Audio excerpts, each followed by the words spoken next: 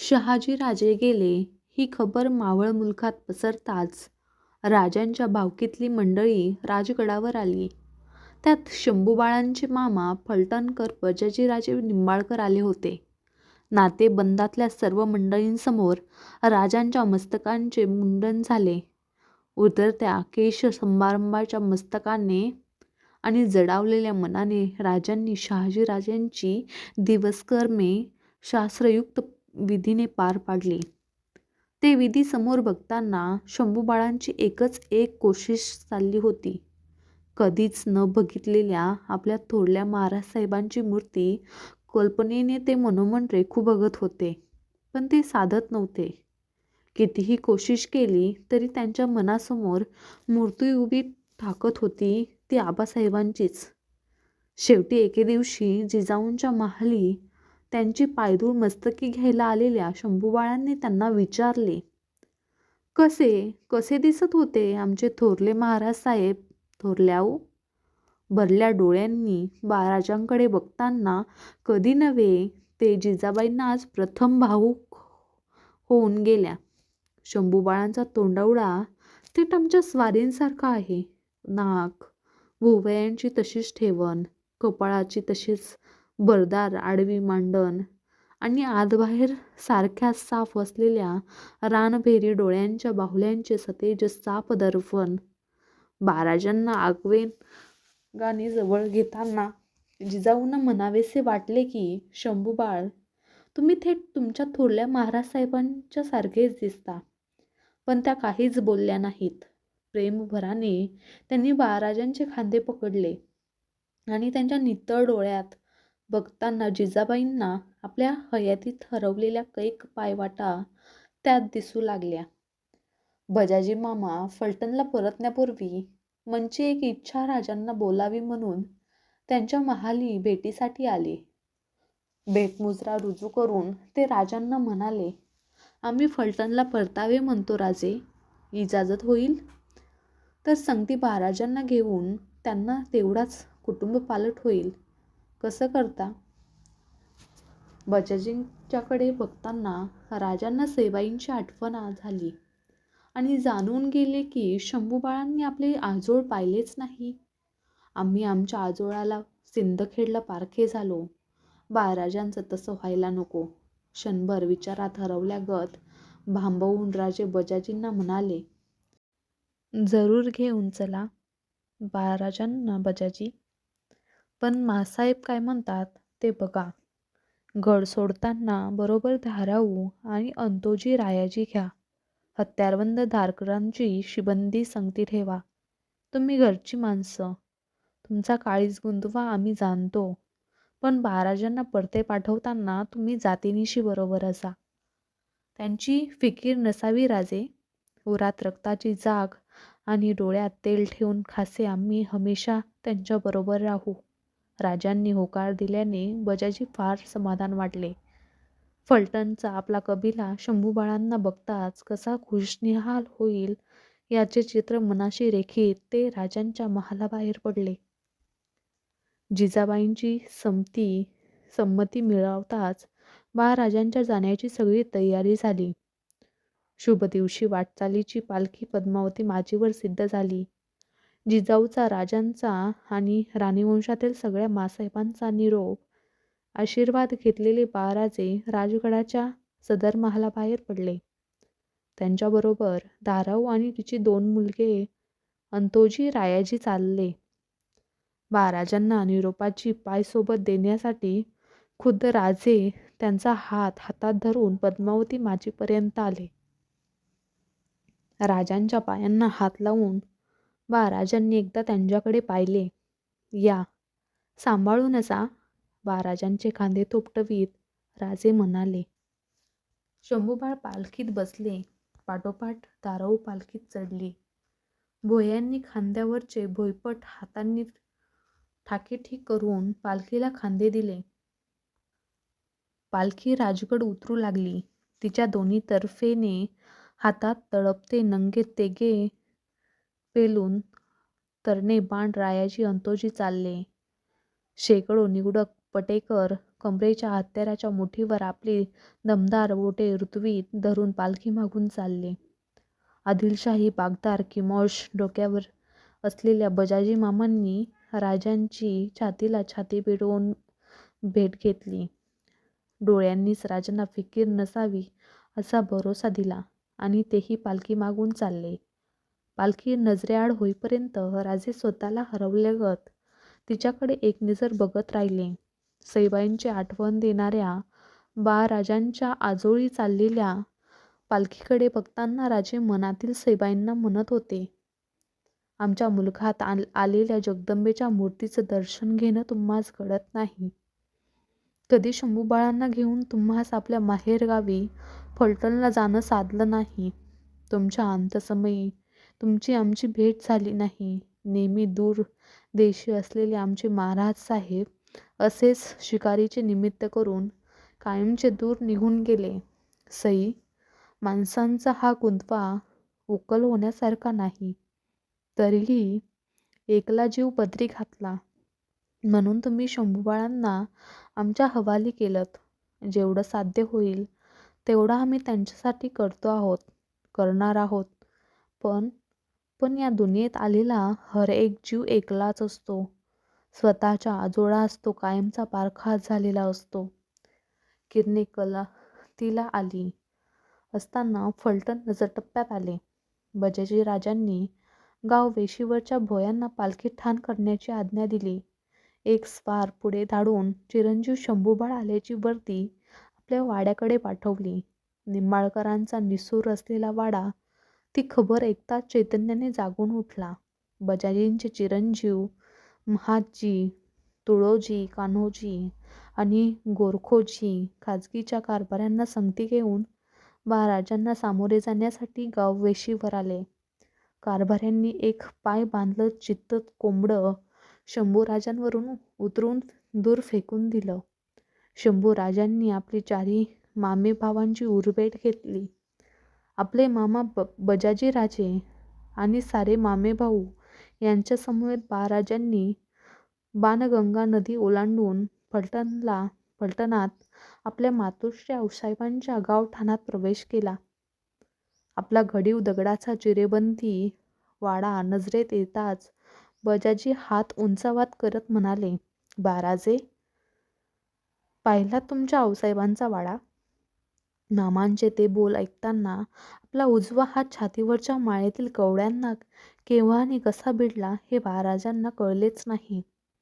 समोरच्या वाड्याची नजरेत साठवण करीत शंभूराजे साऱ्यांच्या बरोबर वाड्याच्या खिळेबंद दरवाजात आले. सुवासिनी आरती तबके फिरवून त्यांची ओवाळण केली. सोनमोहरांचा सदका त्यांच्यावरून उतरला. पायीच्या मोजड्या उतरून शंभूबाळांनी आपल्या आऊसाहेबांच्या वाड्यात पाऊल टाकले.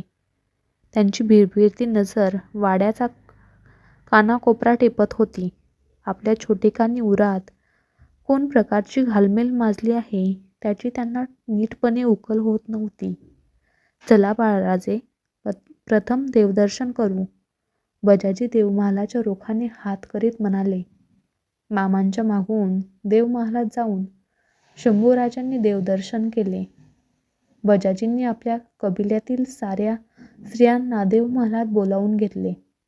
हरवलेले काहीतरी मनोमन शोधू पाहणारे बाळराजे रात्रीच्या भोजनानंतर सुख व्हाईच्या महालात आले. त्यांच्या संगती धाराऊ होती. तिने मंचकावरती बिछाईत हात फिरवून ठीक केली. बाळराजांनी उतरून दिलेली मस्तकीचा टोप तिने चौरंगावर तबकात ठेवला. बाळराजे मंचकावर लेटते झाले. पाय गतीला येऊन धाराऊ त्यांचे पाय हलक्या हाताने चेपू लागली. त्यांच्या डोळ्यास डोळा लागला आहे असे वाटताच धाराऊने त्यांच्या अंगावर शाल पांघरली आणि ती फरसबंदीवर अंथरलेल्या पिछायतीवर आडवी झाली.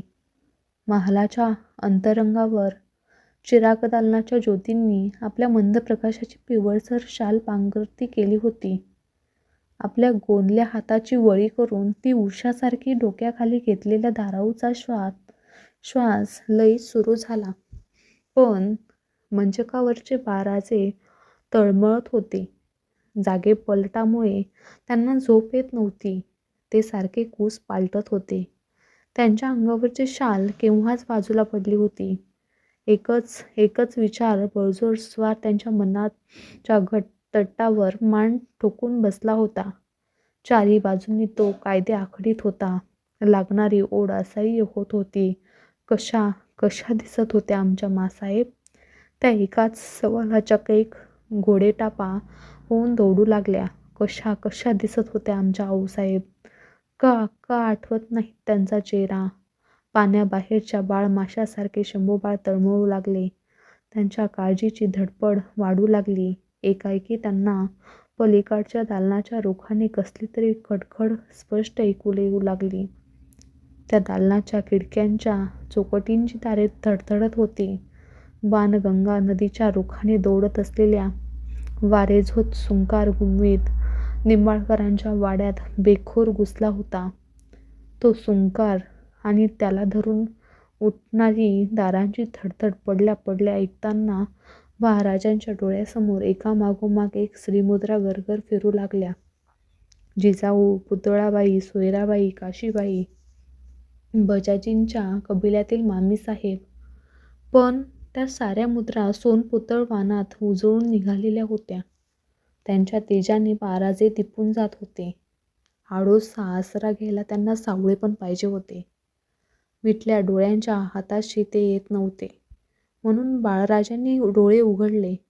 सगळा महाल पिवळ्या धमक प्रकाशाने भरून गेला होता. महाराजांनी पुन्हा डोळे मिटले. त्यांच्या अंगचा जामा घामाने पुरता डबडबला होता. पलीकडच्या दालनातून वाढलेली धडधड आणि सुंकार येतच होते. घायाळ झालेले शंभूबाळ तळमळत होते. त्यांच्या अंगाखालची बेछैत सुरकुतली होती.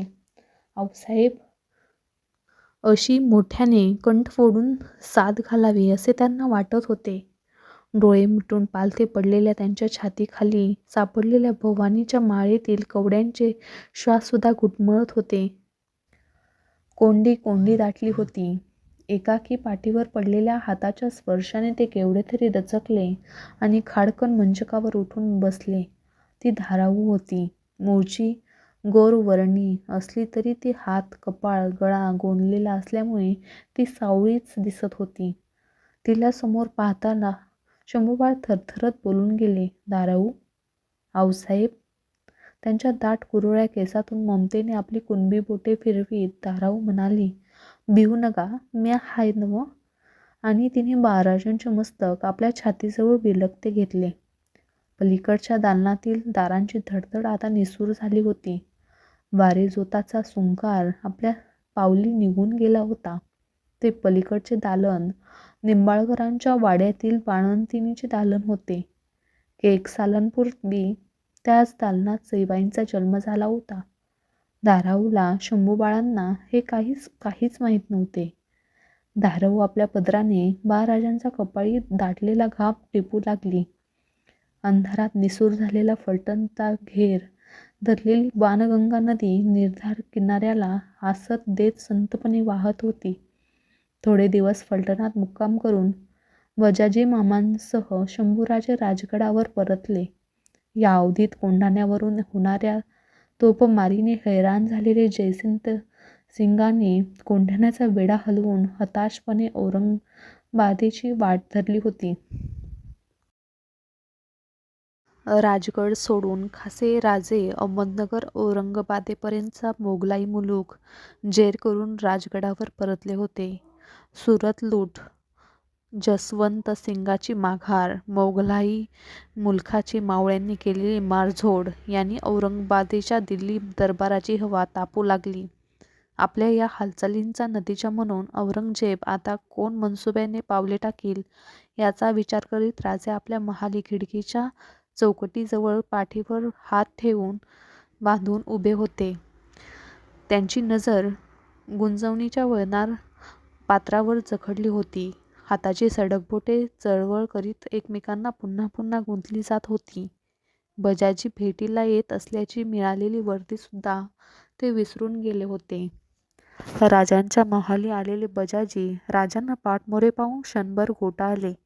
त्यांना आपल्या येण्याचा सासूद लागावा म्हणून अदबीने म्हणाले, आम्ही परतावं म्हणतो राजे. राजांच्या राजकारणी विचारांची धावणी तुटली. वळते होत ते बजाजींना म्हणाले, एवढ्या जरुरीनं निघणं करता आहात बजाजी? जायला पाहिजे राजे, मृगतोंडावर आहे. जाण्यापूर्वी एक बाब कानावर घालावी म्हणून तसदी घेतली. तसदी कसली? बोला. राजे शांतपणे चालत बजाजींच्या जवळ आले. थोरले महाराज गेले म्हणजे क्षणभर बजाजी शहाजीराजांच्या आठवणीने गप्प झाले. होणारा चुकत नाही राजे. माणसाच्या हयातीचं माणसांच्या हातात काहीच राहत नाही. महाराजांना फलटणात सामोर बघताना आम्हाला एक वेळा महाराजांची याद आली आणि एक गोष्ट मनाला भेडून गेली. आता महाराजांचे हात पिवळे करायला पाहिजेत. घरात मर्तिक घडलं असता 1 वर्षाच्या आतच ते व्हायला पाहिजे. नाहीतर शास्त्राप्रमाणे 3 वर्ष काही शुभकार्याला हात नाही घातला यायचा. बजाजीचे हे बोल ऐकताना राजांचे मन खोल तळवटातून घुसून उठले. ते बजाजी बोलत नव्हते. सईबाईच्या वरचा त्यांचा प्रेमा बोलत होता. राजांनी पडत्या काळात दिलेल्या थोर मनाच्या आधाराची जाण बोलत होती. राजे क्षणभर बजाजींच्याकडे नुसते बघतच राहिले. शंभूबाळांचा विवाह ही नुसती कल्पना ऐकतानाही त्यांच्या राजकारणी देहातील आबासाहेब मोहरून उठले होते. क्षणभर राजे औरंगजेब, त्याचे डाव, त्यावरचे प्रतिडाव हे सारे विसरून गेले. त्याच्या शिवसतेज डोळ्यांसमोर मुंडावल्या बांधलेल्या शंभूबाळांची मूर्ती उभी ठाकली. शांतपणे हसत राजे बजाजींना म्हणाले, बरी बात काढलीस बजाजी. या निमित्तानं तरी आमच्या मासाहेबांचं दुःख थोडं हलकं होईल. गड उतरण्यापूर्वी तुम्हीच ही गोष्ट जातीनिशी त्यांच्या कानावर घाला. ते ऐकताना बजाजी मामांचा चेहरा आनंदाने उजळून निघाला. समाधानाने ते निरोप घेऊन राजांच्या महालाबाहेर पडले. त्यांच्याकडे बघताना राजांच्या हाताची सडक बोटे अत्यंत हळुवारपणे छातीवरच्या जगदंबेच्या माळेतील कवड्यावरून फिरू लागली. विचारात हरवलेल्या राजांच्या जागत्या निमुळत्या डोळ्यासमोर आंब्राईच्या रसवंत घेर असलेले शृंगारपूर उभे ठाकले. त्यांचा 2च मूर्ती दिसू लागल्या. शृंगारपूरकर शिर्क्यांची कुलदेवता भावेश्वरी आणि पिलाजी शिर्क्यांची ईश्वरी भावाची राजस कन्या राजाऊ उर्फ जीव. राजांनी शृंगारपूरला थैलीस्वार पाठवून पिलाजी शिर्क्यांना गणोजी आणि राजाऊ यांच्यासह टाकोटाक येण्यासाठी बोलावून धाडलं. पिलाजीराव आपला कबिला घेऊन 2 मुलांसह राजगडावर आले. राजांनी वडीलधाऱ्या जाणत्यांच्या साक्षीनं सदर बैठक बोलावली. सदरेवरच्या एका तर्फेला चिकाच्या पडद्याआड राजांचा राणीवंश बसला होता. भरल्या सदरेत जिजाबाईंच्या तर्फेला बसलेल्या राजांनी पिलाजींवर शिर्क्यांना शब्द टाकला. आमचे महाराज साहेब गेले. त्यांना 1 वर्ष होण्याच्या आत धर्मशास्त्राप्रमाणे आम्हास आमच्या बाळराजांचं शुभ कार्य करणं आहे. तुमच्या घरची शोभा असलेल्या राजाऊंना आम्ही आमच्या सुनबाई म्हणून बघाव्या म्हणतो. त्यासाठी आम्ही सदर साक्षीनं मागणं घालत आहोत. तुमचा जो मनसुबा असेल तो साफ बोला. राजांचे अदबशीर बोलणे ऐकून पिलाजींचे रांगडे काळीज भरून आले. एवढ्या जरुरीने राजांनी कशासाठी बोलावून धाडले त्याचा त्यांना काही उलगडा होत नव्हता. पाणावल्या डोळ्यांनी पिलाजी, जिजाबाई आणि राजे यांच्याकडे बघत बोलून गेले, राज, ही वळचणीची गंगा पार आड्याला न्यायची गोष्ट काढली सा. तुमच्या पायाजवळ उभं राहायची लायकी नाही आमची. राजांच्या 60 लग्नाला पोरं पाहिजे असा कवाबी हुकूम केला असता तर आणून पायावर घातली असती. या परास काय सोनं होणार आहे तिच्या जन्माचं. पिलाजी राजांचे थोरपण नजरेआड न करता कळवळून म्हणजे बोलले, नाही पिलाजीराव, तुमच्या आमच्याच घरची काय, पण कोणाच्याच घरची मुलगी हे घरधन आहे. ते त्याचं इतमामाचं आणावं लागतं. तुमची मुलगी लग्नासाठी नव्हे तर आमच्या सुनबाई म्हणून आणण्यासाठी आम्ही शब्द टाकला आहे. तुमची गंगा वळचणीची नाही पिलाजीराव, ती मनाची रक्ताची स्वर्गाची गंगा आहे. म्हणूनच आमच्या कबिलाकडची आमची कन्या नानीबाई तुमच्या गणोजीरावांच्यासाठी पदरी घ्या असं मागणंही आम्ही आत्ताच घालतो आहोत. बोला, या साटेलोटाचा रिश्ता तुम्हास कसा वाटतो? राजांनी हसून पिलाजींना सवाल केला. जाणत्यांनी भरलेला सदर जाणत्या राजाकडे भारावून बघू लागली. ध्यानी मनी नसलेला दुसरा धक्का बसलेल्या पिलाजींनीही काही न बोलता जी म्हणून पगडी डोलावली. वर्दी पाठवून शंभूराजे, गणोजी आणि राजाऊ नाणीबाई या सदरेवर बोलावून घेण्यात आले. त्या चौघींनी भरल्या सदरेला उजरा नमस्कार रुजू केला. सदर बैठकीवरून उठून राजे शांत चालीने छोट्या राजाऊजवळ आले. गुजऱ्याने समोर प्रेस केलेल्या तपकातील साखर मुठीत घेऊन त्यांनी खाली मान घातलेल्या राजाऊच्या हनुवटी डाव्या तर्जनीने वर करून क्षणभर तिच्याकडे पाहिले. राजाऊच्या डोळ्यात समोरचे राजे मावळत नव्हते. सदरेकडे बघत राजे म्हणाले, शृंगारपूरकर पिलाजीराव शिर्के यांची कन्या राजाऊ, आमचे फर्जंद शंभूराजे यांच्यासाठी आम्ही सदर साक्षीने आणि मासाहेबांच्या आशीर्वादाने पक्की करतो आहोत. राजांनी मुठीतील साखर राजाऊच्या तोंडात भरली. उपाध्याने पुढे केलेल्या तपकातील कुंकू घेऊन त्यांची आडवी चिरी राजाऊंच्या कपाळी रेखली आणि राणीवंशाच्या रोखाने एक निसटती नजर चिकाच्या पडद्याआड दिली. राजाऊने वाकून राजांचे पाय शिवले. पडद्याआड राणीवंशात क्षणभर कुजबूज उठली. राजाऊच्या तोंडी साखर बनण्यासाठी कुणी जावे यासाठी नजरेनंच जापसाल झाले. सदर खोळंबली होती. चिकाच्या पडद्याआड दूर सारून सोनपुत रंगाच्या आणि तशाच काळजाच्या पुतळाबाई पदर सरता करीत सदरेवर आल्या. मासाहेबांना नमस्कार करून त्यांनी पुढे होत राजाऊच्या तोंडी साखर भरली. वाकून नमस्कार करणाऱ्या राजाऊला ओक्षवंत व्हा असा तोंडभर आशीर्वाद दिला.